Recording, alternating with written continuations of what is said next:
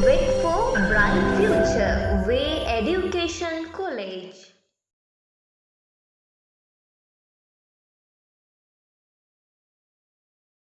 வீடியோக்குள்ள போறதுக்கு முன்னாடி என்னோட சேனலை சப்ஸ்கிரைப் பண்ணிக்கோங்க.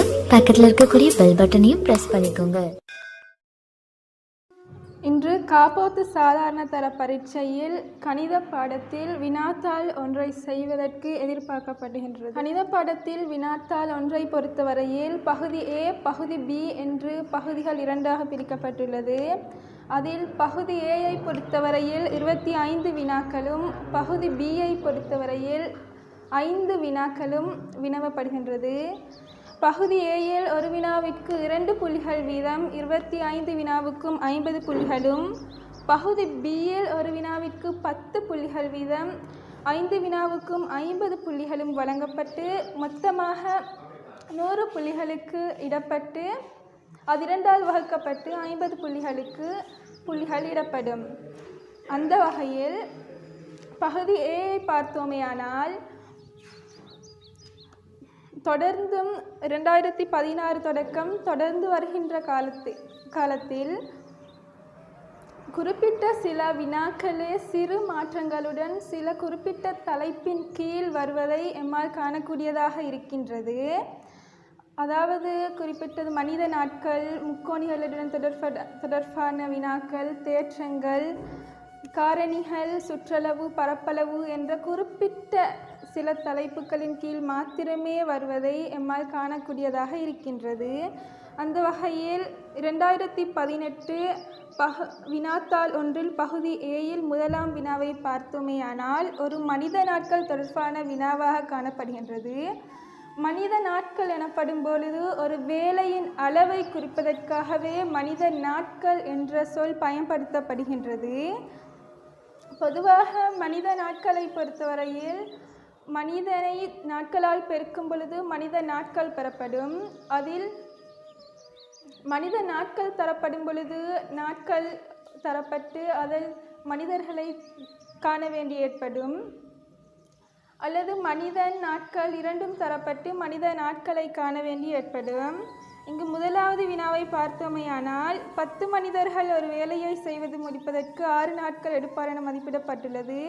அதன் 2 மடங்கான வேலையை செய்து முடிப்பதற்கு 8 மனிதர்கள் எடுக்கும் நாட்களின் எண்ணிக்கையை காண்க.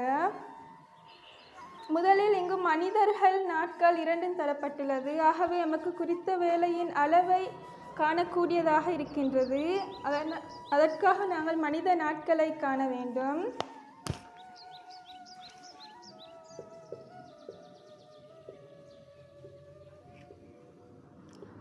மனித நாட்களை காண்பதற்கு மனித நாட்களால் பெருக்கப்பட வேண்டும். ஆகவே இங்கு 10 மனிதர்கள் அவ்வேலையை செய்வதற்கு 6 நாட்கள் எடுப்பார் என கூறப்பட்டுள்ளது. ஆகவே 10 மனிதர்கள் 6 நாட்கள் 60 மனித நாட்கள் குறித்த வேலையின் அளவாக காணப்படுகின்றது. அதன் 2 மடங்கான வேலை எனப்படும் பொழுது இவர் 60 மனித நாட்கள் 2ஆல் பெருக்கப்பட வேண்டும்.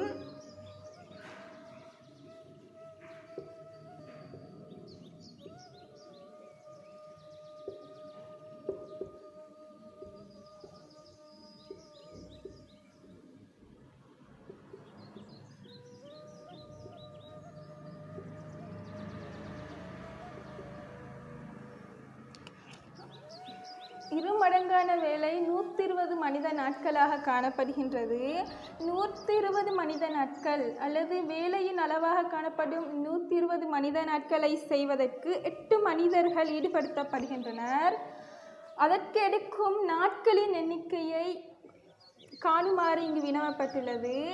எமக்கு தெரியும் இங்கு மனித நாட்கள் எமக்கு தெரியும், மனிதர்களின் எண்ணிக்கை தெரியும். ஆகவே நாட்களை காண்பது மிகவும் இலகுவானது. அதற்கு மனித நாட்கள் இங்கு மனித நாட்கள் 120 என தரப்பட்டுள்ளது.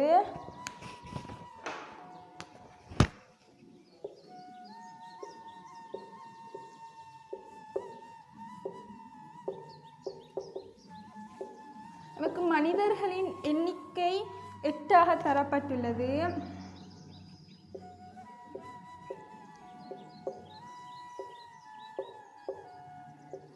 இங்கு மனிதனை வெட்டலாம். எங்களுக்கு வெட்டலாம். 8 8 ஒரு முறை 120 15 முறை. ஆகவே 15 மனிதன் வெட்டப்படும் பொழுது நாட்கள் எஞ்சுகின்றன. ஆகவே 15 நாட்கள் குறித்த வேலையை செய்வதற்காக 8 மனிதர்களுக்கு எடுக்கும்.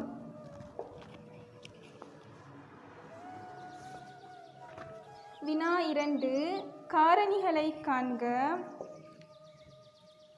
இக்காரணி தொடர்பான வினா பொதுவாக ஒவ்வொரு வருடமும் வினவப்படும் ஒரு வினாவாக கருதப்படுகிறது. அந்த வகையில் இவ்வினா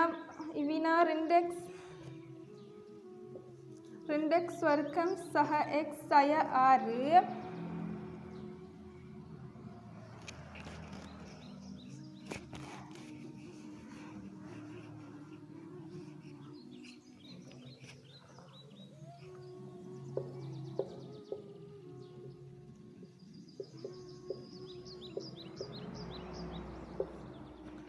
இது 2வது வினா காரணிகளை காண்க. இது மிகவும் இலகுவான ஒரு வினா. அதாவது இங்கு சய 6 என தரப்பட்டுள்ளது. இவ்வெண் x வர்க்கத்தின் குணகத்தால் பெருக்கப்பட வேண்டும். முதலில் x வர்க்கத்தின் குணகத்தால் இவ்வெண்ணானது பெருக்கப்பட வேண்டும்.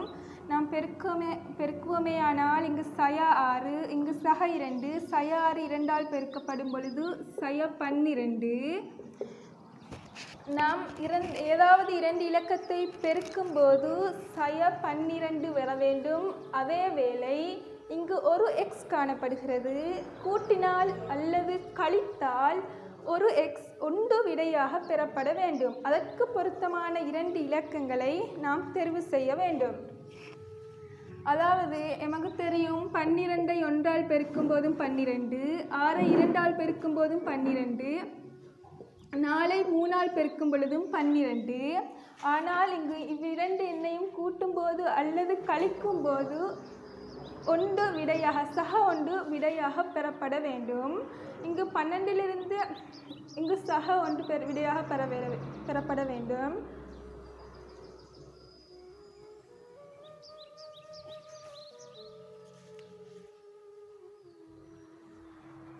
நமக்கு தெரியும் 12 என்பது சய 12. சய 12ஐ பெற வேண்டும் என்றால் ஏதாவது ஒரு இலக்கம் சய அடையாளத்தை பெற்றிருக்க வேண்டும். ஆகவே x என்பது சக 1.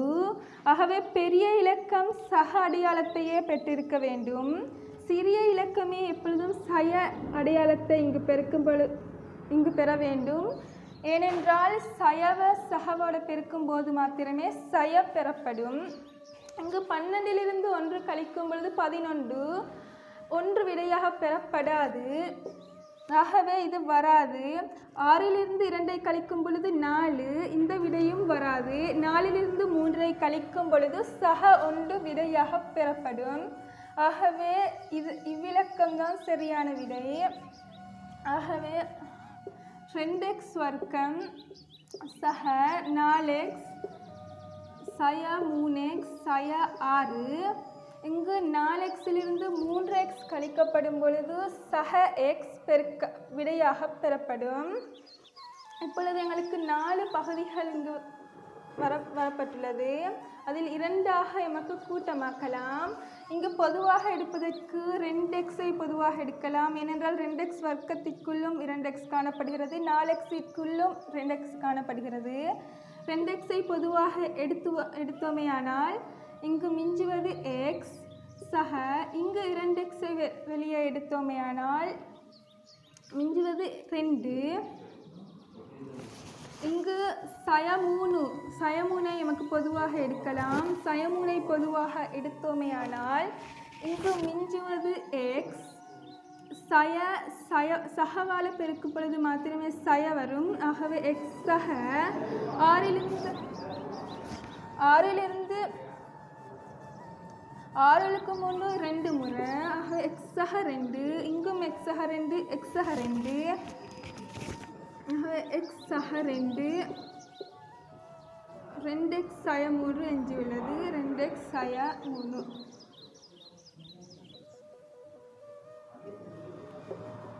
இவ்வாறே காரணிகள் காண்பும் படிமுறைகள் செய்யப்படுகின்றது. இவைகள் மாத்திரமே காரணிகள் காண்பதற்கான படிமுறைகளாக காணப்படுகின்றது. அடுத்த வினா முக்கோணிகள் தொடர்பான ஒரு வினாவாக காணப்படுகின்றது. முக்கோணிகள் சில தேற்றங்களை கொண்டு அமைக்கப்பட்டுள்ளது.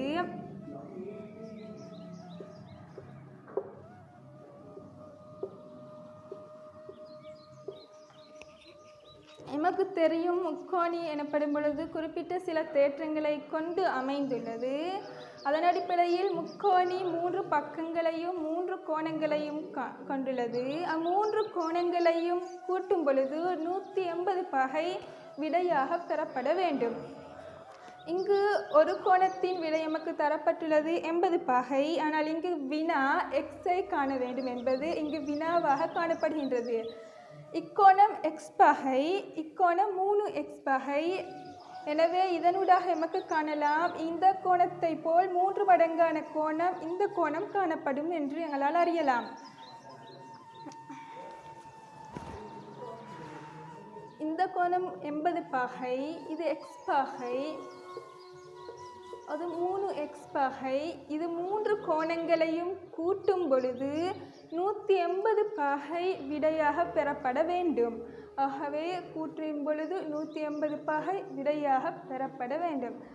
இங்கு x காணப்படுகின்றது, 3x காணப்படுகின்றது. இது இரண்டையும் எம்மால் கூட்டலாம். கூட்டினால் 4x சமன் 180. இங்கு 80 கூட்டப்பட்டுள்ளது. ஆகவே சமனுக்கு அங்கால கொண்டு வரும் பொழுது கழிக்கப்படும். 4x எஞ்சி இருக்க 80 சமனுக்கு இந்த பக்கம் கொண்டு வரப்படும்.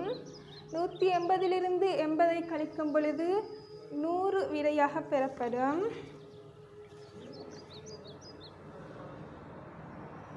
4x பகை சமன் 100. இங்கு வினா எக்ஸை காண வேண்டும். ஆகவே இந்த 4ஐ சமனுக்கு அங்கால கொண்டு வரும் பொழுது 100 4 பிரிக்கப்படும், அதாவது வகுக்கப்படும்.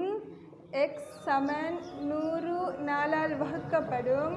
100ஐ 4ஆல் வகுக்கும் பொழுது 25 விடையாக பெறப்படும். ஆகவே எக்ஸ் கோணமானது 25 கோணமாக காணப்படும். இதன் 3 மடங்கு 3 இக்கோணம் என்பதால் இது 75 பகையாக காணப்படும். இவ்வாறான முக்கோண கேள்விகள் தொடர்ந்து கேட்கப்படுவதையும் அவதானிக்கக்கூடியதாக இருக்கின்றது. அடுத்த வினா சுற்றளவு தொடர்பான ஒரு வினாவாகும். இங்கு வினா உருவில் ABCD ஒரு சதுரமாகும். ABCD எனப்படுகின்ற இவ்வுருவம் ஒரு சதுரம் என்று தரப்பட்டுள்ளது. சதுரம் எனப்படும் பொழுது நாங்கள் புரிந்து கொள்ளப்பட வேண்டிய விடயம் 4 பக்கங்களும் எப்பொழுதும் சமனாக இருக்கும். ஆகவே 4 பக்கமும் சமன் என்பதை எம்மால் விளங்கிக் கொள்ளலாம்.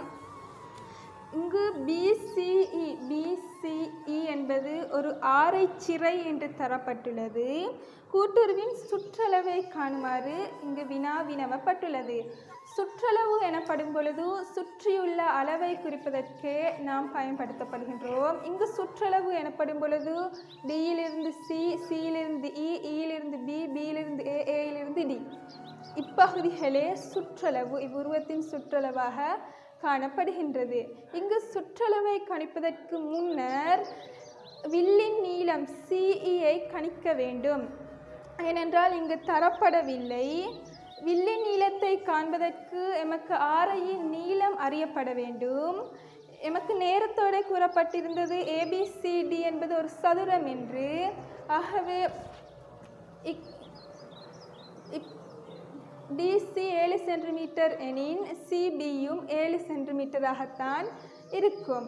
CB என்பது வாரைச்சிறையின் ஆரை என்பதால் எமக்கு வில்லின் நீளத்தை மிகவும் இலகுவாக காணலாம். வில்லின் நீளம் சமன்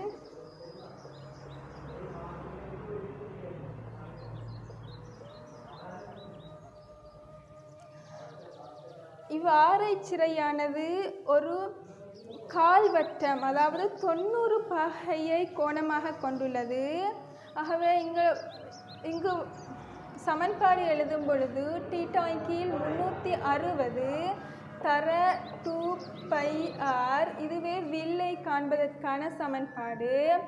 இங்கு தீட்டா என்பது 90 பாகையை குறிக்கின்றது.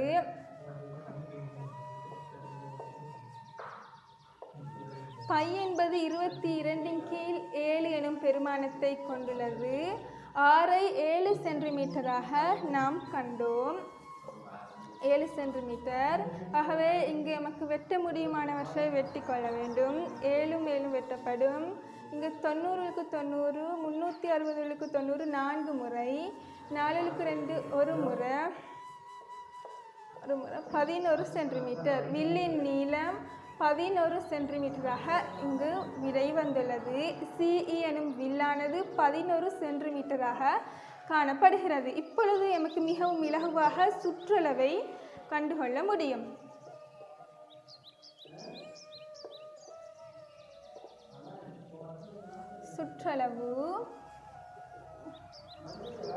சுற்றளவு நாம் இவ்விடத்திலிருந்து ஆரம்பித்தோமேயானால் இப்பகுதி 7 சென்டிமீட்டர்,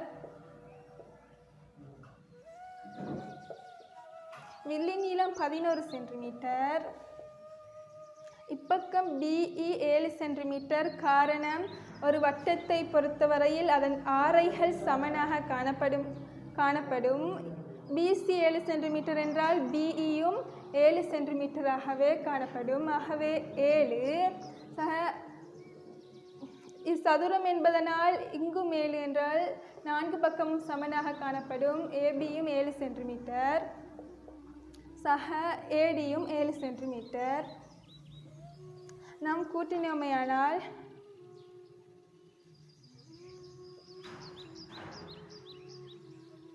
39 சென்டிமீட்டர் சுற்றளவாக பெறப்படும்.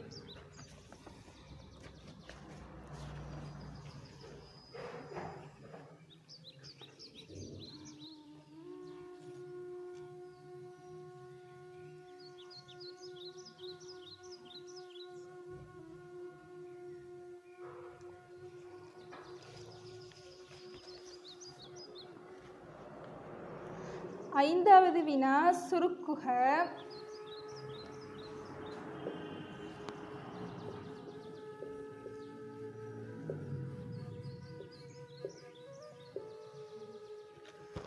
இது ஒரு பின்னத்தை கூட்டுக, கழிக்குக போன்ற இவ்வாறான வினாக்கள் வினவப்படுவதுண்டு.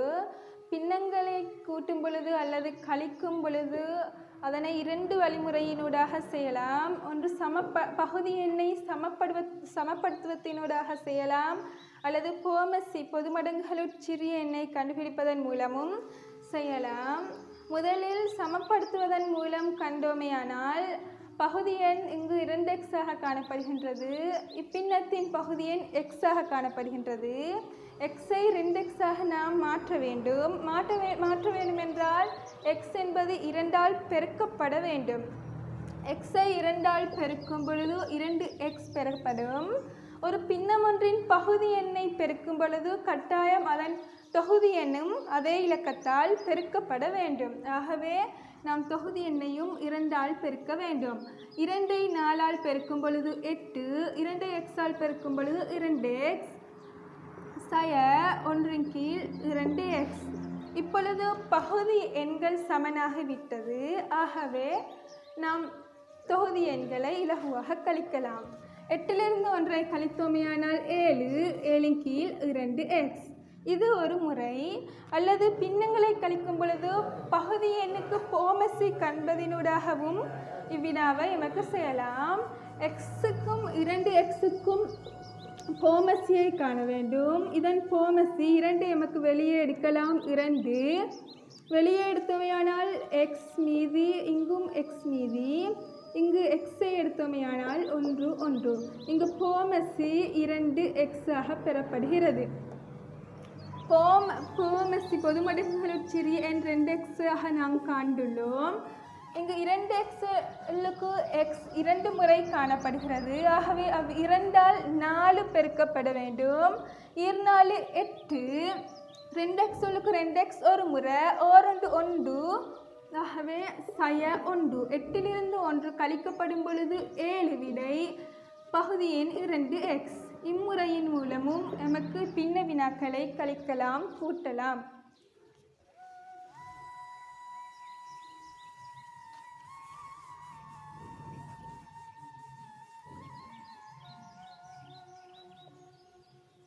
அடுத்த வினா, அதுவும் ஒரு முக்கோணிகள் தொடர்பான தேற்றங்களுடன் தொடர்புடைய ஒரு வினாவாக காணப்படுகின்றது.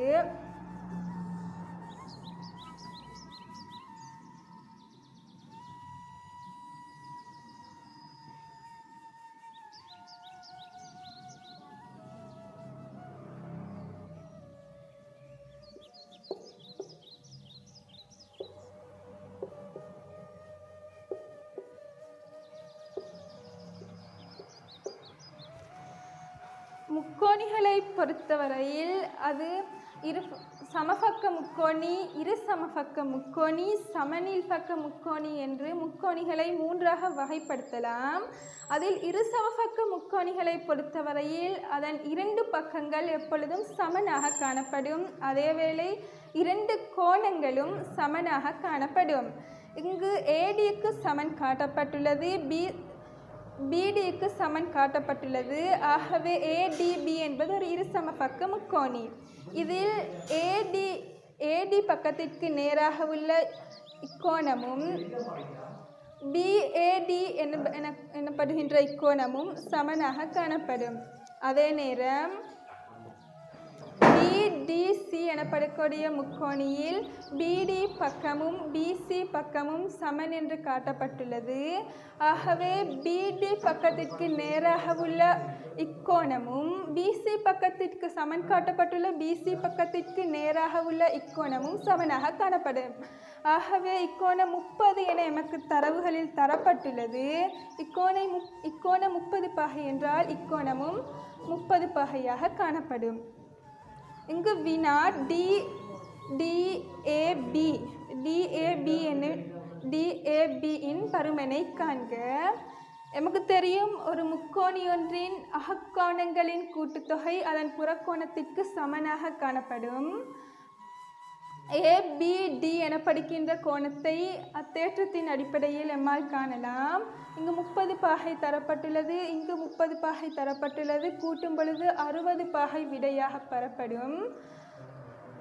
ADB முக்கோணம் இரு சமபக்க முக்கோணி என்று எம்மால் காணக்கூடியதாக இருந்தது. ஆகவே இங்கு சமன் தரப்பட்டுள்ள AD பக்கத்திற்கு நேராக உள்ள கோணம் 60 பாகை என்றால், அடுத்து சமன் தரப்பட்டுள்ள DB பக்கத்திற்கு நேராக உள்ள A கோணமும் 60 பாகையாகவே காணப்படும். ஆகவே DAB கோணம் 60 பாகை.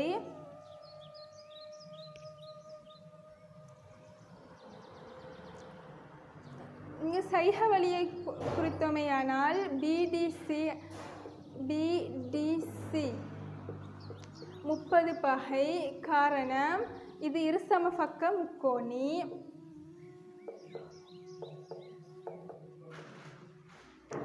ஆகவே எமக்கு ABD கோணத்தை காணலாம். ABD கோணம் சமன் 30 பாகை சக 30 பாகை. காரணம், ஒரு முக்கோணியோரின் அகக்கோணங்களின் கூட்டுத்தொகை அதன் புறக்கோணத்திற்கு சமன். ஆகவே 30 பாகை சக 30 பாகை 60 பாகை. ABD கோணம் DAB கோணத்திற்கு சமன். காரணம், ADB முக்கோணமானது இரு சமபக்க முக்கோணி. ஆகவே DAB 60 பாகை. கோணம் DAB 60 பாகை. அடுத்ததாக வினா 7 மடக்கைகள் தொடர்பான ஒரு வினாவாக காணப்படுகின்றது.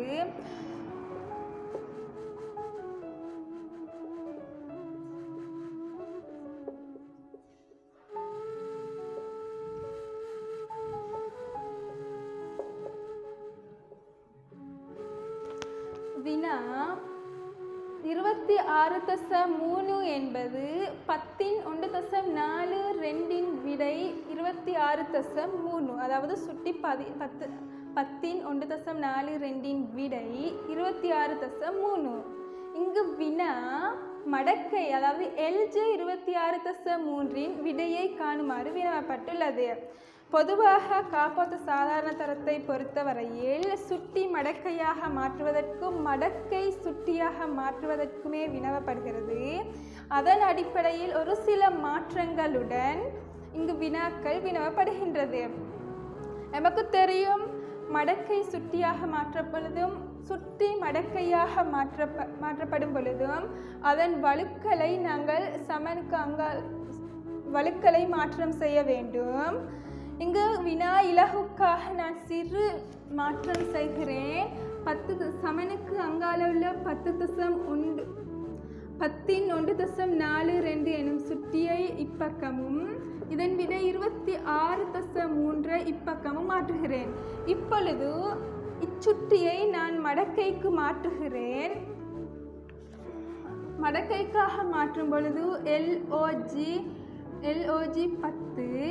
இங்கு மடக்கைக்கு மாற்றும் பொழுது நமக்கு தெரியும் மடக்கையின் வலு சுட்டியின் வலு சமனுக்கு அங்காள பக்கமும் சமனுக்கு அங்காள பக்கம் இருக்கின்ற விடை சமனுக்கு இங்காள பக்கமும் வர வேண்டும். 26. வினா 9 ஒரு வட்ட தேற்றத்துடன் தொடர்புடைய ஒரு வினாவாக காணப்படுகின்றது. வினா எண் 9 பொறுத்தவரையில் ஒரு வட்ட நான்களுடன் தொடர்புடைய வினாவாக காணப்படுகின்றது. இங்கு AB எனும் நாணிலிருந்து ACB கோணமும் ADB கோணமும் உருவாக்கப்பட்டுள்ளது. நமக்கு வட்ட நான்கள் தொடர்பான தேற்றத்தை எடுத்துக்கொண்டோமேயானால் ஒரு வட்டத்தின் நாணிலிருந்து உருவாக்கப்படுகின்ற கோணங்கள் எப்பொழுதும் சமனாக காணப்படும். ஆகவே AB நாணிலிருந்து உருவாக்கப்படுகின்ற ADB கோணமும் AB நாணிலிருந்து உருவாக்கப்படுகின்ற ACB கோணமும் சமன். இங்கு ADB கோணம் 40 பாகை என்று தரப்பட்டுள்ளது. ஆகவே ACB கோணமும் 40 பாகையாகவே காணப்படும். அதே நேரம் DC எனப்படுகின்ற ஒரு நாணிலிருந்து DAC எனப்படுகின்ற கோணமும் DBC எனப்படுகின்ற கோணமும் உருவாக்கப்பட்டுள்ளது.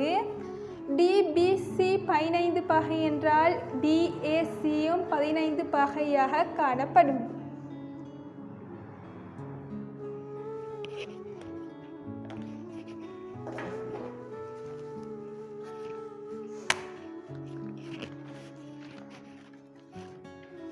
நமக்கு AED எனப்படுகின்ற முக்கோணிகளின் இரண்டு கோணங்களின் விடை நமக்கு பெறப்பட்டுள்ளது. ஆகவே DEA எனும் கோணத்தை கண்டுகொள்ளலாம். நமக்கு தெரியும் ஒரு முக்கோணியின் அகக்கோணங்களின் கூட்டுத்தொகை 180 பாகை. D கோணம் 40 பாகை, A கோணம் 15 பாகை. DEA கோணத்தை காணலாம்.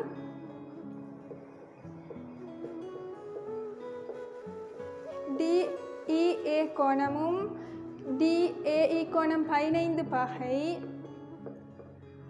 ADE கோணம் 40 பாகை. 3 கோணங்களையும் கூட்டும் பொழுது 180 பாகை விடையாக பெறப்படும்.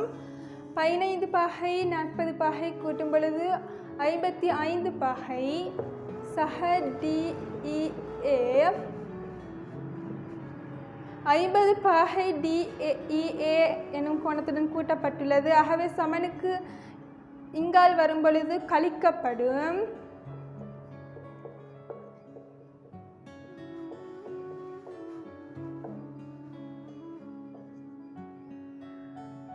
சக 55 சக சமனுக்கு அங்கால வரும் பொழுது சயவாக மாறும்.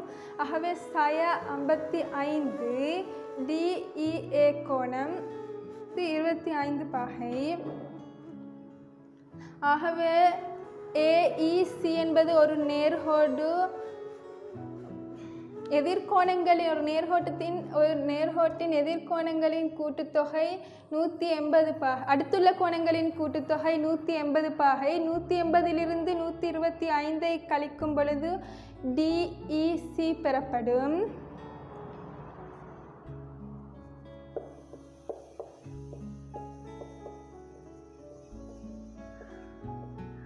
நூற்றி 125 கழித்தோமேயானால் 55 பாகை. இவ்வாறு ஒரு முக்கோணியின் அகக்கோணங்களின் கூட்டுத்தொகை 180 பாகை என்ற அடிப்படையில் இல்லாமல் ஒரு முக்கோணி ஒன்றின் அகத்தெதிர் கோணங்களின் கூட்டுத்தொகை புறக்கோணம் என்ற அடிப்படையிலும் இவ்வினாவுக்கு விடையை காண முடியும். ADE என்பது ஒரு முக்கோணம். அம்முக்கோணத்தின் DEC என்பது நீட்டப்பட்டுள்ளது, சி வரைக்கும் நீட்டப்பட்டுள்ளது. ஆகவே DEC என்பது ஒரு புறக்கோணம். இப்புறக்கோணத்தின் அகத்தெதிர்கோணம் ஒன்று 15 பாகை, மற்றைய கோணம் 40 பாகை. இரண்டும் கூட்டப்படும் பொழுது 55 பாகையாக விடை பெறப்படும். இம்முறையின் மூலமும் இவ்வினாவுக்கு விடையை அளிக்கலாம். வினா 10. இருபடி சமன்பாடு x வர்க்கம் என்று தரப்பட்டுள்ளது. சய 36 சமன் 0. x என்பது வர்க்கமாக காணப்படுகின்றது. இங்கு 36ஐயும் வர்க்கமாக மாற்ற வேண்டும். 36ஐ வர்க்கமாக மாற்ற வேண்டும் என்றால் 6 தர 6, நமக்கு தெரியும் 6 தர 6 36. ஆகவே 6இன் வர்க்கம் 36. 36ஐ வர்க்கமாக மாற்ற வேண்டும். எக்ஸின் வர்க்கம் சய 6இன் வர்க்கம் சமன் 0. இதனை நாம் விரித்தெழுதினோமேயானால் x சய 6 x சக 6 என எழுதலாம். சமன் 0. x சய 6 சமன் 0 காணப்படும். அதே நேரம் x சக 6இன் விடையும் 0 காணப்படும். ஆகவே நமக்கு வினாவிற்கு 2 விடைகள் பெற்றுக்கொள்ளலாம். x சய 6 சமன் 0 அல்லது x சக 6 சமன் 0. சய 6 சமனுக்கு அப்பக்கம் போகும் பொழுது சக 6ஆக மாறும். x சமன் சக 6 அல்லது x சமன் சய 6 பெறப்படும். 11வது வினா. ஒரு சீரான வீதத்தில் நீர் பாய்ந்து வரும் ஒரு குழாயிலிருந்து 480 லிட்டர் கொள்ளளவுள்ள ஒரு தொட்டியில் நீர் முற்றாக நிரப்புவதற்கு 8 நிமிடம் எடுக்கின்றது. குழாயின் நீர் பாய்ந்து வரும் வீதத்தை காண்க. வீதம் எனப்படும் பொழுது அதன் வாய்ப்பாடு கனவளவின் கீழ் நேரம், அதாவது கனவளவை நேரத்தால் பிரிக்கும் பொழுது வீதம் பெறப்படும். இங்கு 480 லிட்டர் கொள்ளளவுள்ள தொட்டி என்று தரப்பட்டுள்ளது. அத்தொட்டியை முற்றாக நிரம்புவதற்கு என்றும் தரப்பட்டுள்ளது. ஆகவே நீரின் கனவளவு 480 லிட்டர் என எமக்கு பெற்றுக்கொள்ளலாம். அதனை நிரப்புவதற்கு 8 நிமிடம் எடுக்கின்றது. ஆகவே இங்கு விடையை மிகவும் இலகுவாக காணலாம். வீதம் சமன் கனவளவின் கீழ் நேரம். கனவளவு 480 லிட்டர் என தரப்பட்டுள்ளது. நேரம் 8 நிமிடங்கள் என்று தரப்பட்டுள்ளது. 480 8 வகுக்கப்பட வேண்டும்.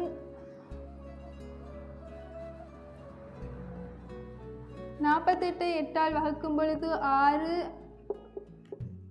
0 60 லிட்டர் per நிமிடம். வினா 12. 12வது வினாவை பொறுத்தவரையில் ஒரு இணைகரத்தின் தேற்றங்களுடன் தொடர்புடைய ஒரு வினாவாக காணப்படுகின்றது. ஒரு இணைகரத்தை பொறுத்தவரையில் அதற்கே உரித்தான சில பண்புகள் காணப்படுகின்றது. அதாவது ஒரு இணைகரத்தின் எதிர்பக்கங்கள் எப்பொழுதும் சமனாக காணப்படும். அதே நேரம் எதிர்கோணங்களும் எப்பொழுதும் சமனாக காணப்படும். எதிர்பக்கங்கள் எப்பொழுதும் சமனாக காணப்படும் என்பது ஒரு பண்பு. எதிர்கோணங்கள் சமனாக காணப்படும் என்பது 2வது பண்பு.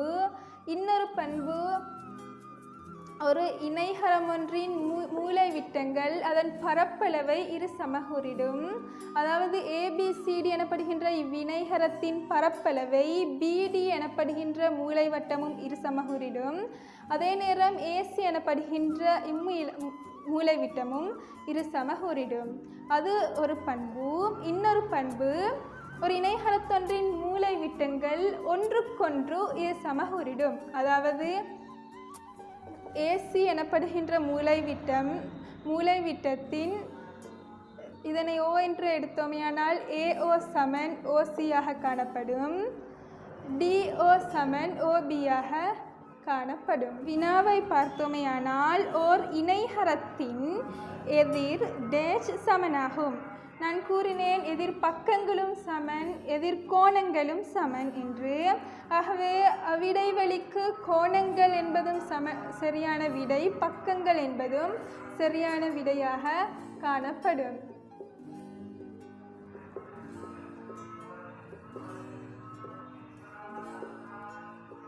அடுத்து, ஒரு இணைகரத்தின் ஒவ்வொரு மூலைவிட்டத்தினாலும் அதன் பரப்பளவு இரு சமகூறிடப்படும். அதன் பரப்பளவு ஒவ்வொரு மூலைவிட்டத்தினாலும் இரு சமகூறிடும், அதாவது இரண்டாக கூறிடும். 13 ஒரு நிகழ்தகவுடன் தொடர்பான வினாவாக காணப்படுகின்றது. வினா, பக்கங்களில் 1 தொடக்கம் 6 வரைக்கும் இலக்கமிடப்பட்ட ஒரு கோடாத தாயக்கட்டையாய் உருட்டும் பொழுது 2 1 மடங்கு அல்லது 3 1 மடங்கு கிடைப்பதற்கான நிகழ்தகவை காண்க. இங்கு கோடாத தாயக்கட்டை எனப்படும் பொழுது அதன் பக்கங்கள் சமனாக காணப்படும், பக்கங்களின் பரப்பளவு சமனாக காணப்படும். அதை உருட்டும் பொழுது 1 2 3 4 5 6 இதில் 6இல் ஏதாவது ஒரு இலக்கம் விடையாக பெறலாம். இங்கு வினா 2 1 மடங்காக அல்லது 3 1 மடங்கு கிடைப்பதற்கு, 2 மடங்கு கிடைப்பதற்கு 2 4 6 இம்மூன்று இலக்கங்கள் ஒன்று விழ வேண்டும்.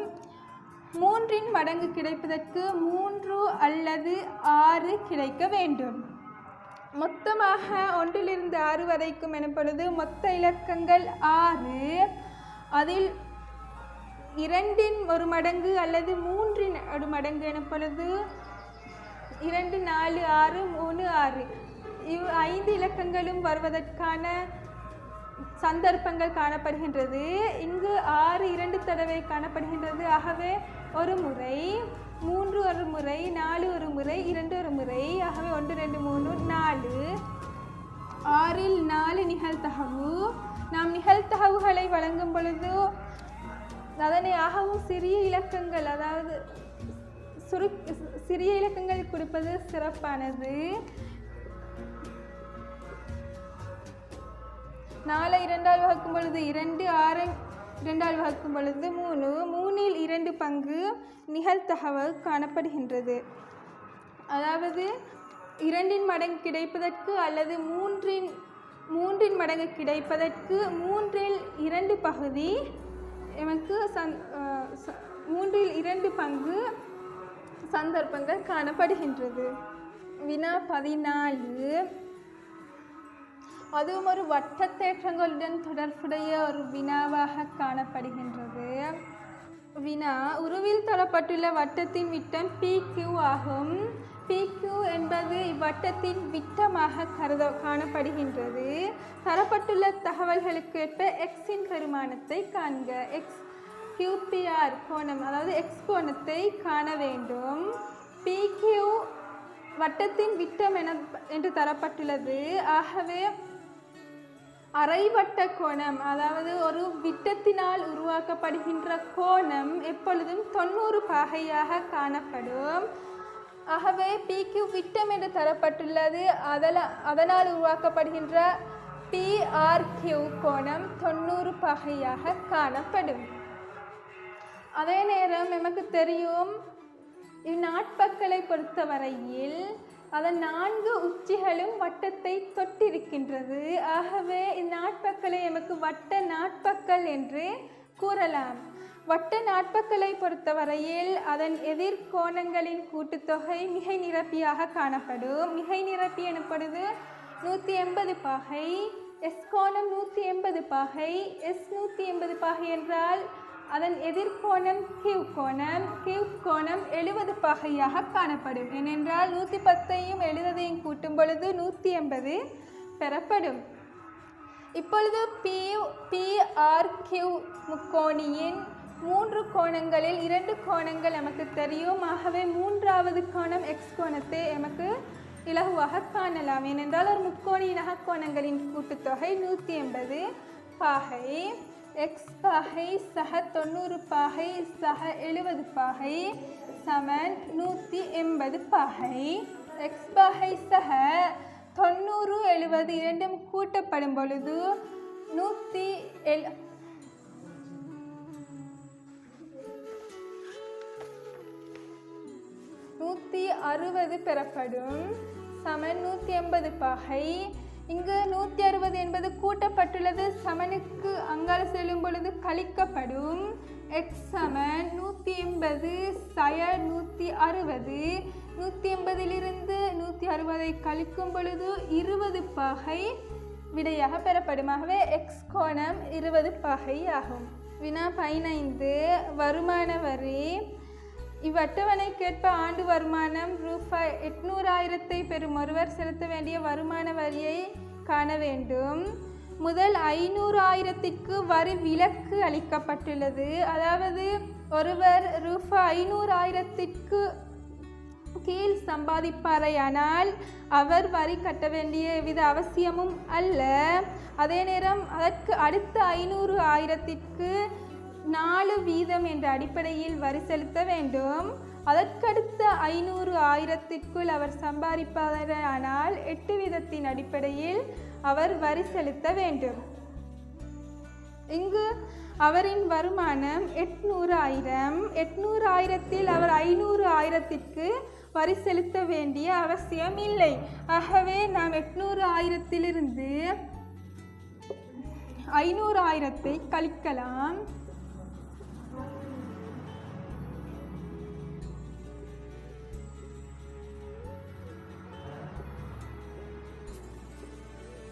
கழிக்கும் பொழுது 8லிருந்து 5ஐ கழிக்கும் பொழுது 3 விடையாக பெறப்படும். ஆகவே 300,000க்கு மாத்திரமே அவர் வரி செலுத்த வேண்டும். 300,000 என்பது 5,000க்கு குறைவாக காணப்படுகின்றது. ஆகவே அவர் 4% அடிப்படை 4% என்ற அடிப்படையில் வரி செலுத்த வேண்டும். 100க்கு 4 அதாவது 4% எனப்படும் பொழுது 100க்கு 4 என்ற அடிப்படையில் 300,000க்கு அவர் வரி செலுத்த வேண்டும். இங்கு 2 0ஐ வெட்டலாம். 4 12. ஆகவே அவர் 12,000 ரூபாய் வரி செலுத்த வேண்டும். அரசாங்கத்திற்கு வருமான வரியாக அவரது 800,000 பணத்திற்கு 12,000 வரி செலுத்த வேண்டும். அடுத்தது 16வது வினா. ஒரு அரைவட்டம் அத்துடன் சேர்த்து ஒரு முக்கோணம் இரண்டும் சேர்ந்த ஒரு கூட்டுருவத்தின் பரப்பளவை காணுமாறு வினவப்பட்டுள்ளது. இங்கு 7 சென்டிமீட்டர் ஆரையுள்ள ஒரு அரைவட்டத்தையும் இவ்வரைவட்டம் 7 சென்டிமீட்டர் ஆரையாக காணப்படுகின்றது. ஒரு முக்கோணியையும் கொண்ட ஒரு கூட்டுருவம் காட்டப்பட்டுள்ளது. முழு உருவத்தினதும் பரப்பளவை காண்க. இக்கூட்டுருவம் ஒரு அரைவட்டத்தினாலும் ஒரு முக்கோணத்தினாலும் ஆனது. ஆகவே நாம் அரைவட்டத்தின் பரப்பளவை முதலில் காண வேண்டும். அதன் பிறகு முக்கோணியின் பரப்பளவை காண வேண்டும். அரைவட்டத்தின் பரப்பளவு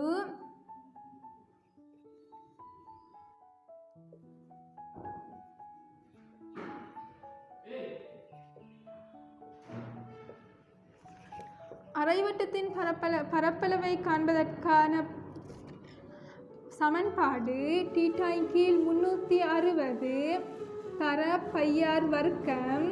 இதனை எமக்கு தீட்டாயின் கீழ் 360 என்பதற்கு பதிலாக அரை என்றும் இடலாம். ஏனென்றால் இவ்வுருவத்தை பொறுத்தவரையில் இது ஒரு அரைவட்டமாக காணப்படுகின்றது. அதன் கோணம் இப்பொழுது 180 பாகையாக காணப்படும். 180 300ஆல் வகுக்கும் பொழுது அரை விடையாக பெறப்படும். ஆகவே இங்கு அரை என்று இட்டாலும் பிரச்சனை இல்லை. டேட்டா கோணம் இக்கோணம் 180 பாகை, 180 கீழ் 360 பாகை தர பையின் பெருமானம் 22 கீழ் 7 ஆரை 7 சென்டிமீட்டர் ஆர் வர்க்கம். ஆகவே 2 முறை எழுத வேண்டும். 7 தர 7. இப்பொழுது வெட்டலாம். 180க்குள் ஒரு முறை 180, 360க்கு 2 முறை 7ஐயும் வெட்டலாம். விடை 154 சென்டிமீட்டர் வர்க்கம். இவ்வுருளையின் பரப்பளவு 154 சென்டிமீட்டர் வர்க்கம்.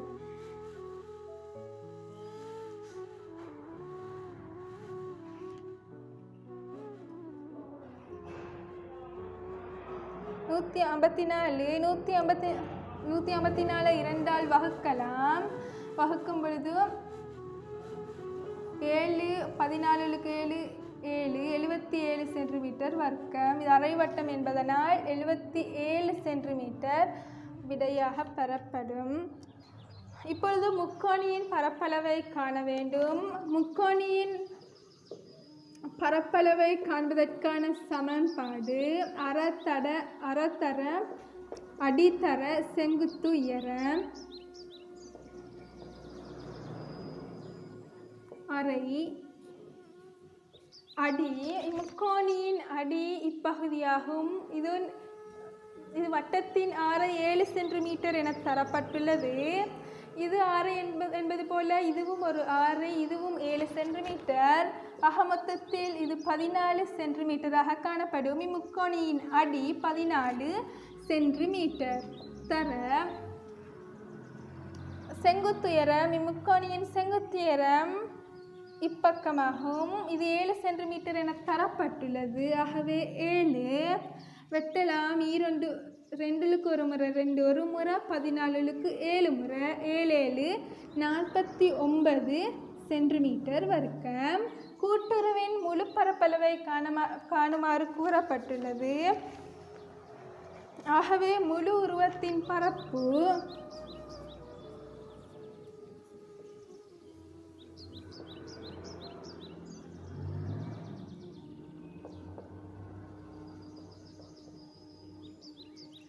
77 அரைவட்டத்தின் பரப்பு 77, முக்கோணியின் பரப்பு 49. முழு உருவத்தை காண்பதற்கு இரண்டையும் கூட்ட வேண்டும். 77 சக 49 கூட்டினால் 126 சென்டிமீட்டர் வர்க்கம். 17வது வினா நடுப்புள்ளி தேற்றத்துடன் ஒரு தொடர்புடைய ஒரு வினாவாக காணப்படுகின்றது.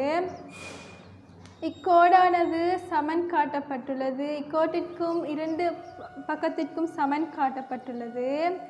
ஆகவே ஒரு முக்கோணி ஒன்றின் 2 பக்கங்களினதும் நடுப்புள்ளியை இணைக்கும் கோடானது அதன் 3வது பக்கத்திற்கு சமமாகவும் சமாந்தரமாகவும் காணப்படும்.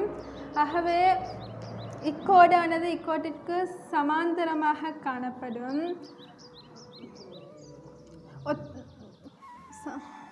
சமாந்தர கோடுகளின் அடிப்படையில் ஒத்த கோணத்தை எடுத்தோமேயானால் இது 100 பாகை. ஒத்த கோணம் F வடிவத்தை பெற்றால் ஒத்த கோணம் இது ஒரு F வடிவத்தை பெறும் என்பதனால் இது 100 பாகை என்றால் இதுவும் 100 பாகையாக காணப்படும். அடுத்துள்ள கோணங்களின் அடிப்படையில் இது 100 பாகை. இக்கோணம் 80 பாகை. அதாவது அடுத்துள்ள கோணங்களின் கூட்டுத்தொகை 180 பாகை. ஆகவே இது 100 என்பதனால் இது 80 பாகையாக காணப்படும். இப்பொழுது இம்முக்கோணியின் 3 கோணங்களின் 2 கோணங்கள் எமக்கு விடை கிடைத்துள்ளது. ஆகவே 3வது கோணமான எக்ஸ் கோணத்தை கண்டுகொள்ளலாம். எக்ஸ் பாகை சக 20 பாகை சக 80 பாகை. இம்மூன்று கோணங்களையும் கூட்டும் பொழுது 180 பாகை விடையாக பெறப்படும். எக்ஸ் சக 20 பாகையுடன் 80 பாகையை கூட்டும் பொழுது 100 பாகை பெறப்படும் சமன் 180 பாகை. இங்கு 100 என்பது கூட்டப்பட்டுள்ளது சமனுக்கு அங்கால பக்கம் செல்லும்பொழுது கழிக்கப்படும். ஆகவே எக்ஸ் சமன் 180 100 ஆனது கழிக்கப்படும். கழித்தால் எக்ஸ் சமன் 80 பாகை என்று விடை பெறப்படும். ஆகவே எக்ஸ் என்பது 80 பாகை ஆகும். அடுத்ததாக வினா 18ஆம் வினாவானது தாயங்களுடன் தொடர்புடைய ஒரு வினாவாக காணப்படுகின்றது. தாயங்களை பொறுத்தவரையில் இவ்வாறான தாயங்களை நிரல் தாயம் என்றும், இவ்வாறான தாயங்கள் அதாவது 2 0 போன்ற இவ்வாறான தாயங்களை நாங்கள் நிறை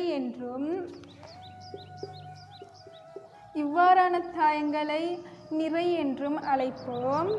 தாயங்கள் இங்கு பெருக்கப்பட வேண்டும். ஏனென்றால் இவ்விரண்டு தாயங்களுக்கும் இடையில் எவ்வித குறியீடுகளும் தரப்படவில்லை. ஆகவே பெருக்கப்பட வேண்டும். எப்பொழுதும் தாயங்கள் பெருக்கும் பொழுது நிரலால் பெருக்கப்படும். 2 1 எனப்படுகின்ற நிறையானது 1 2 எனப்படுகின்ற நிரலால் பெருக்கப்படும். அதே நேரம் 2 1 எனப்படுகின்ற நிறையானது 3 1 எனப்படக்கூடிய நிரலால் பெருக்கப்படும். 0 3 எனப்படக்கூடிய நிறையானது 1 2 எனப்படக்கூடிய நிரலால் பெருக்கப்படும்.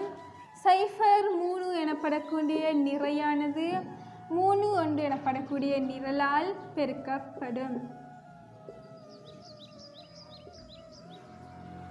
இப்பொழுது பெருக்கலாம். 2 1 பெருக்கும் பொழுது 2 சக 1 தர 2 2 சய 1 தர சய 2 சய தர சய சக. ஆகவே 2 2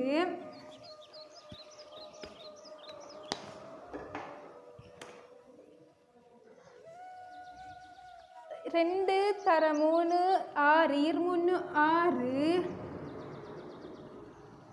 1 சய 1 தர 1 சய 1 ஏனென்றால் சய தர சக சய 1 1 சய சய 1 0 தர 1 0 சக 3 2 6 சக 3 தர சய 2 என்பதால் சய 6. 0 தர 3 0 சக 3 3. இப்பொழுது கூட்ட வேண்டும். கூட்டினால் 2 சக 2 4 6 1 கழித்தால் சக தர சய சய 6 1 கழித்தால் 5 சக தர சய சய சய 6 0 சக 3 3. இங்கு சய 6 இங்கு தரப்பட்டுள்ள சய 6 எமக்கு விடையாகவும் கிடைத்துள்ளது. 3 விடையாக கிடைக்கப்பட்டுள்ளது. ஆகவே எக்ஸ் சமன் இங்கு 4 பெறப்பட்டுள்ளது. எக்ஸ் சமன் 4 y சமன் 5. எக்ஸ் சமன் 4 y சமன் 5. 19வது வினா வட்டத்துடன் தொடர்புடைய ஒரு வினாவாக காணப்படுகின்றது. இங்கு CA என்பது ஒரு நாணாகும். CA நாணால் COA என்ற கோணமும் CBA என்ற கோணமும் அமைய பெற்றுள்ளது. வட்டத்துடன் தொடர்புடைய தேற்றத்தின் அடிப்படையில் ஒரு நாணினால் வட்டத்தின் மையத்தில் அமைக்கப்படுகின்ற கோணமானது அந்நாணினால் பரிதியில் அமைக்கப்படுகின்ற கோணத்தின் 2 மடங்காக காணப்படும். தேற்றத்தின் அடிப்படையில் COA என்பது மைய கோணம், அதன் அரைப்பங்காக பரிதிக்கோணம் CBA எனப்படக்கூடிய பரிதிக்கோணம் காணப்படும். ஆகவே 50 2ஆல் வகுக்கும் பொழுது 25 பெறப்படும். அடுத்ததாக AB என்ற நாணின் நடுப்புள்ளியாக இது காணப்படுகின்றது. ஏனென்றால் இங்கும் இங்கும் சமன் காட்டப்பட்டுள்ளது. ஆகவே இது நடுப்புள்ளி. ஒரு நாணின் நடுப்புள்ளியிலிருந்து மையத்திற்கு வரையப்படுகின்ற கோடானது அந்நாணிற்கு செங்குத்தாக காணப்படும் என்ற தேற்றத்தின் அடிப்படையில் இது ஒரு செங்குத்து என்ற முடிவுக்கு வரலாம். அடுத்துள்ள கோணத்தின் அடிப்படையில் இது செங்குத்து என்றால் இது 90 பாகையாக காணப்படும். இதுவும் 90 பாகையாக காணப்படும். இங்கு வினா OCB என்ற கோணத்தை காண வேண்டும். நமக்கு 2 கோணம் தெரியும். ஆகவே 3வது கோணத்தை காண்பது மிகவும் இலகுவானது. OCB கோணமும் 90 பாகை சக 25 பாகை ஒரு முக்கோணியின் அகக்கோணங்களின் கூட்டுத்தொகை 180 பாகை என்ற அடிப்படையில் மொத்தமாக 180 பாகை பெறப்படும். OCB சக 90லிருந்து 25ஐ கூற்றும் பொழுது 115 பாகை சமன் 180 பாகை. OCB கோணம் சமன் 180 115 கூட்டப்பட்டுள்ளது. ஆகவே சமனுக்கு அங்கால் செல்லும் பொழுது கழிக்கப்படும். 115 OCB கோணம் சமன்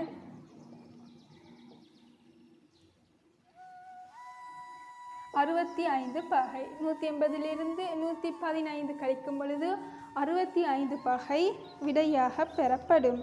20வது வினா தொடைகள் தொடர்பான ஒரு வினாவாக காணப்படுகிறது. இங்கு தொடை தரப்பட்டுள்ளது. இதில் A' யூனியன் B' நாம் காண வேண்டும். இதற்கு நேரடியாகவும் காணலாம் அல்லது ஒரு சிறு செயற்பாடுகளாகவும் இதனை காணலாம்.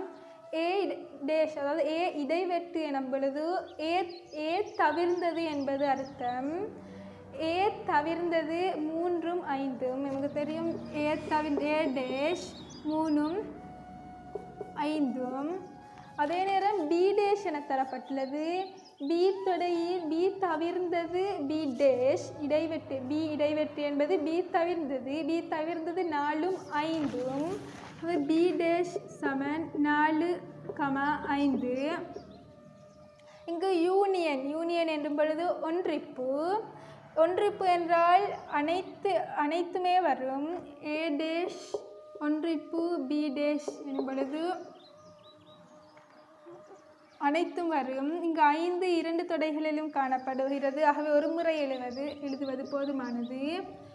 3 4 5 என்பன A' யூனியன் B' ஆக காணப்படும். 21 பெருக்கல் விருத்தியுடன் தொடர்புடைய ஒரு வினாவாக காணப்படுகிறது. முதல் உறுப்பு 8 ஆகவும் பொது விகிதம் 2 ஆகவும் உள்ள ஒரு பெருக்கல் விருத்தியில் 7ஆம் உறுப்பை 2இன் ஒரு வலுவாக எழுதுக. பெருக்கல் விருத்தி எனப்படும் பொழுது ஒரு குறித்த விகிதத்தின் அடிப்படையில் பெருக்கப்பட்டு கொண்டு செல்லும். அதுதான் பெருக்கல் விருத்தி. இங்கு முதல் உறுப்பு அதாவது A தரப்பட்டுள்ளது.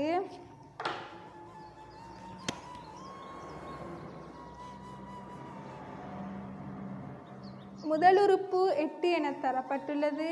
பொது விகிதம் என்றால் R.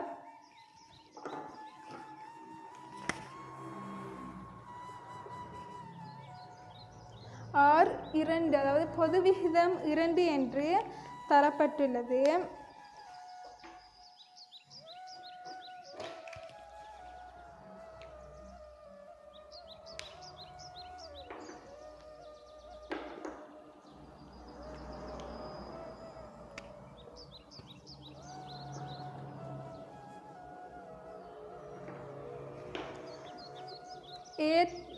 முதல் உறுப்பு தெரியும், பொது விகிதம் தெரியும்.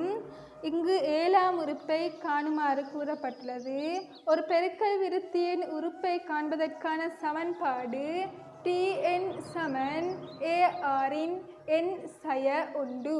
இது பெருக்கல் விருத்தியின் உறுப்பை காண்பதற்கான சமன்பாடு. இங்கு 7ஆம் உறுப்பை காணுமாறு கூறப்பட்டுள்ளது. ஆகவே T7 சமன் A8 தர R2 என தரப்பட்டுள்ளது. 2 எண்ணானது 7, 7ஆம் உறுப்பு என்பதால் 7 சய 1.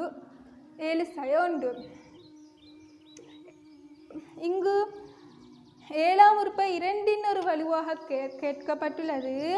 8ஐ நமக்கு 2இன் வலுவாக கூறலாம். 2 தர 2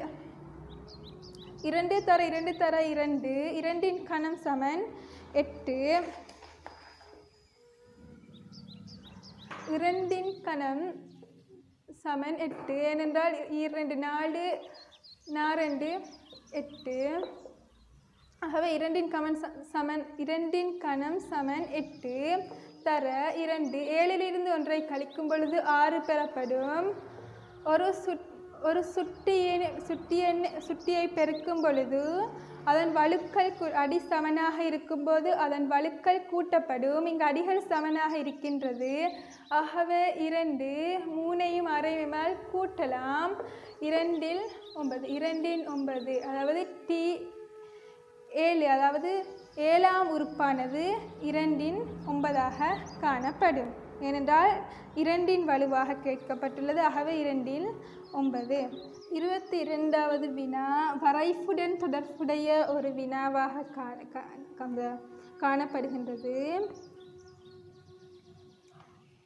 இங்கு 0,8 என்ற ஒரு ஆள்கூறும் 2,4 எனப்படுகின்ற ஒரு ஆள்கூறும் தரப்பட்டுள்ளது. இப்புள்ளிகளினூடாக செல்கின்ற வரைஃபின் நேர்கோட்டின் படித்திறனை காணுமாறு கூறப்பட்டுள்ளது. படித்திறன் காண்பதற்கான ஒரு சமன்பாடு உள்ளது. m சமன் y1 இன் சய y2 இன் கீழ் x1 இன் கீழ் x1 சய x2. ஒரு ஆள்கூறை பொறுத்தவரையில் அதில் இருக்கும் முதல் எண் எப்பொழுதும் x-ஆக காணப்படும். இரண்டாவது எண் y-ஆக காணப்படும். ஆகவே 0 என்பது x1, 8 என்பது y1. இங்கு இரண்டாவது ஆள்கூறு என்பதனால் 2 என்பது x2, 4 என்பது y2. y1 8, y2 4 கீழ் x1 0 சய x2 2. சக 8லிருந்து சய 4ஐ கழிக்கும் பொழுது சக 4 பெறப்படும். 0லிருந்து சய 2ஐ கழிக்கும் பொழுது சய 2 பெறப்படும். 4ஐ 2ஆல் வகுக்கும் பொழுது 4க்கு 2 முறை மேலே சக இருக்குது, கீழே சய இருக்குது. ஆகவே சகையை சயவால் பிரிக்கும்போது சயதான் பெறப்படும். சய 4க்கு 2 முறை. m சமன் சய 2.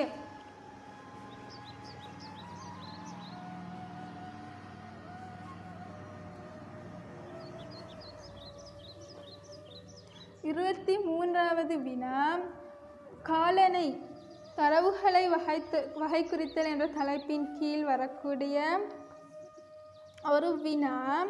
ஏறுவரிசையில் ஒழுங்குபடுத்தப்பட்ட ஒரு தரவு பந்தியில் தரவு தொகுதியின் முதற்காலனை 7ஆம் தானத்தில் உள்ளது. முதற்காலனை அதாவது Q1 ஆனது 7ஆம் தானத்தில் உள்ளது. 7ஆம் தானத்தில் அதாவது 7வது இடத்தில் உள்ளது. இப்பந்தியில் உள்ள தரவுகளின் எண்ணிக்கை யாது என வினவப்பட்டுள்ளது.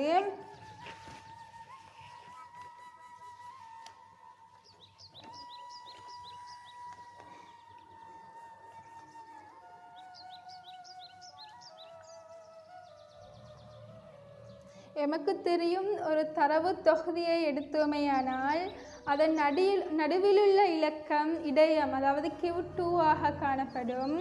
Q2க்கு முந்தியுள்ள இலக்கங்களில் நடுவிலுள்ள இலக்கம் Q1 ஆகவும் Q2க்கு பின்னால் உள்ள இலக்கங்களில் நடுவிலுள்ள தானம் Q3 ஆகவும் காணப்படும். இது மூன்றையும் காண்பதற்கு சில சமன்பாடுகள் காணப்படுகின்றது. அந்த வகையில் Q1 காண்பதற்கான சமன்பாடு 1/4 n சக 1. n சக 1 என்பது முழு தரவுகளின் எண்ணிக்கை. அதிலிருந்து ஒன்றை கூட்ட வேண்டும். அதனை 4ஆல் வகுக்கும் பொழுது Q1 பெறப்படும். Q1 எத்தனையாம் தானத்தில் உள்ளது என்று பெறப்படும். எமக்கு Q1 இங்கு தரப்பட்டுள்ளது. Q1 என்பது 7ஆம் ஸ்தானத்தில் காணப்படுகின்றது என்று தரப்பட்டுள்ளது. ஆகவே 1/4 n சக 1 இங்கு வகுக்கப்பட்டுள்ளது. சமனுக்கு இந்த பக்கம் வரும்பொழுது பெருக்கப்படும். 7 தர 4 சமன் n சக 1.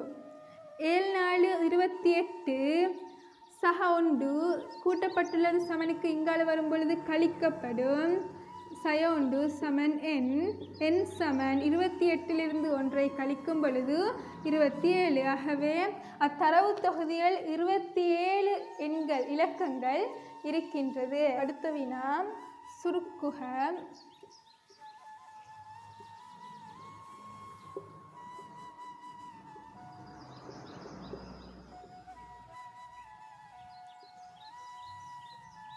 சுருக்குமாறு கூறப்பட்டுள்ளது. இங்கு வகுத்தல் அடையாளம் தரப்பட்டுள்ளது. எமக்கு வகுக்க முடியாது. ஆகவே நாம் இதனை பெருக்கலாக மாற்ற வேண்டும். பெருக்கலாக மாற்றும் பொழுது தலைகீழாக மாறும். அதாவது 5b ஆனது மேலே சென்று 9 ஆனது கீழே வரும். 3a இன் கீழ் 10b தர 5b மேலே சென்றால் 5b மேலுள்ள 9 கீழே வரும் 9. இப்பொழுது வெட்டலாம். 3க்கு 3 ஒரு முறை, 9க்கு 3 3 முறை. பியையும் வெட்டலாம். 5க்கு ஒரு முறை, 10க்கு 2 முறை. ஏயின் கீழ் 3 6.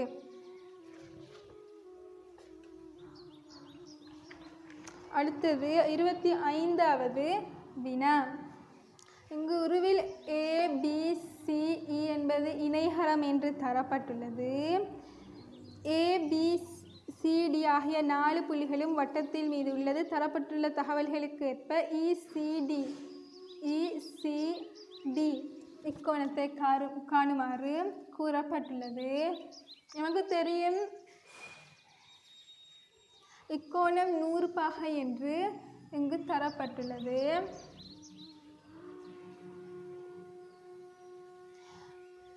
அடுத்துள்ள கோணங்களின் கூட்டுத்தொகை 180 பாகையாகும். ஆகவே இது 100 பாகை என்றால் அதற்கு அடுத்துள்ள இக்கோணம் 80 பாகையாக காணப்படும். ஒரு இணைகரம் ஒன்றின் எதிர்பக்கங்கள் சமன், எதிர்கோணங்கள் சமன். ஆகவே இது ABCE ஒரு இணைகரம் என்று தரப்பட்டுள்ளது. அதன் அடிப்படையில் இதுவும் 80 பாகையாக காணப்படும்.